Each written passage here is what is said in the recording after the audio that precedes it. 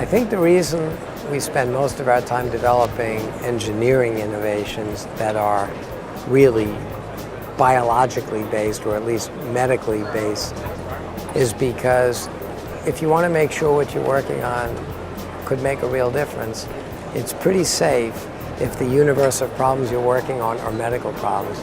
Because if you come up with something that really works, that's new and better, you're probably going to improve the quality of life for a lot of people.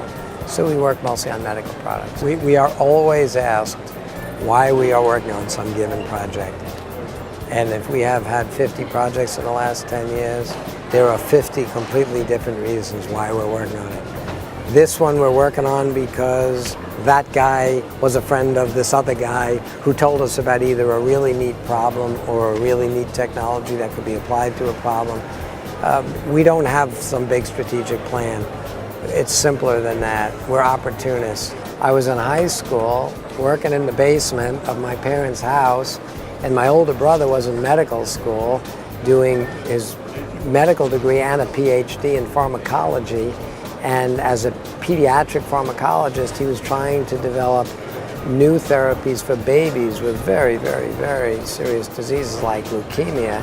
And he needed very precise, very accurate, very safe little devices that could sit in an isolate with a premature baby and deliver tiny amounts of drugs very, very accurately. And so I made equipment for him because the market was small enough that no commercial stuff was available.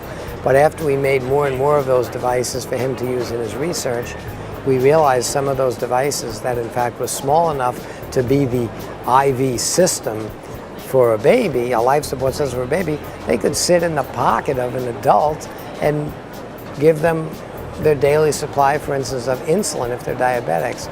And unlike my brother's application, delivering insulin to diabetics was a broad use of that technology that had lots of application for a very large number of people.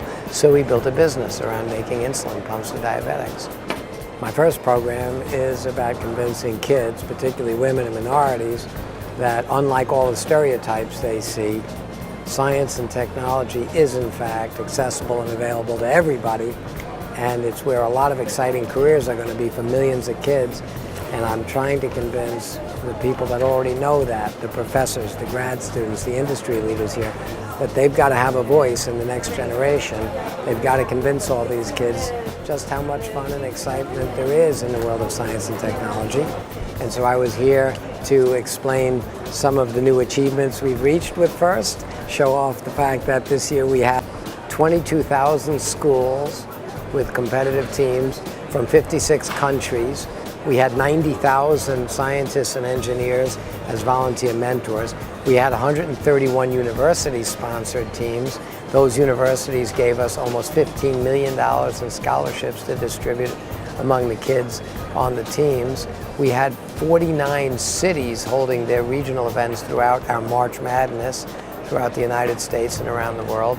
The statistics don't come close to grabbing and capturing the passion in the 250,000 kids that were on these teams.